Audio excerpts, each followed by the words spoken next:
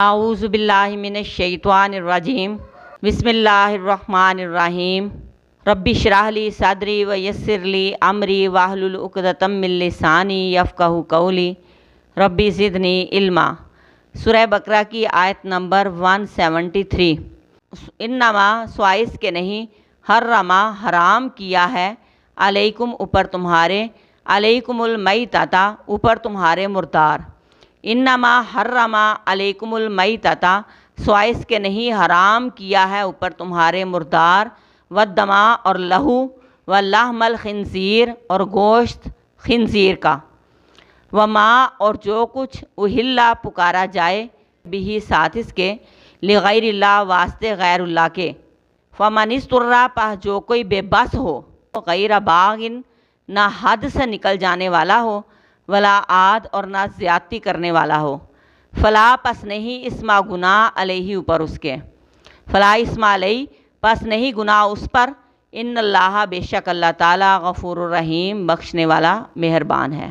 ایک وہ تھا جو اہل عرب نے خود پر حرام کا رکھا تھا، اللہ تبارک و تعالیٰ پر ناحق بات کہتے تھے۔ ایک وہ ہے جو رب کائنات نے خود بتا دیا کہ کیا کچھ حرام ہے۔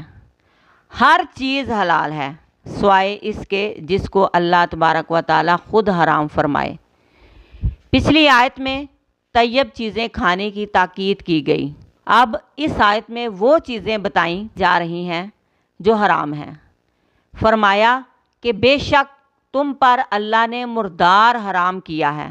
مردار وہ جو خود مر جائے، جو ذبح نہ کیا گیا ہو، کسی اور طریقے سے مر جائے، چاہے وہ چوٹ سے مرے، چاہے وہ اوپر سے گر کے مرے، چاہے لڑ کے مرے، وہ مردار ہے۔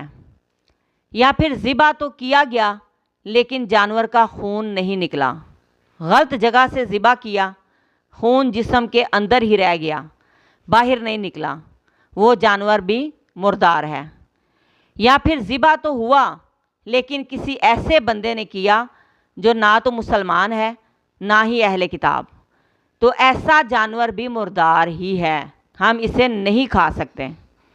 دوسری چیز جو حرام ہے وہ ہے بہتا ہوا خون، جمع ہوا خون اس میں شامل نہیں۔ ایسا خون جو ٹھیک طریقے سے ذبح کرنے کے بعد بھی ہڈی یا گوشت میں رہ جائے وہ حلال ہے۔ تیسری چیز جو حرام قرار دی گئی وہ خنزیر کا گوشت ہے۔ گوشت کے ساتھ خنزیر کی ہر چیز، ہڈی، کھال وغیرہ سب کچھ حرام ہے، اور وہ سب بھی حرام ہے جس پر اللہ کے سوا کسی اور کا نام پکارا جائے۔ عربوں میں بتوں کا نام لے کر جانور ذبح کیے جاتے تھے، اللہ کے نام کے ساتھ بت کا بھی نام لیتے، یا پھر صرف بتوں کا ہی نام لیتے، اللہ کا نام نہ لیتے، تو ایسا کھانا بھی حرام ہے۔ یا پھر قبروں پر، مزاروں پر جانور لے جا کر ذبح کرنا اسی میں شامل ہے۔ جو غیر اللہ کے نام پر ذبح کیا گیا ہو، پکایا گیا ہو، سب حرام ہے۔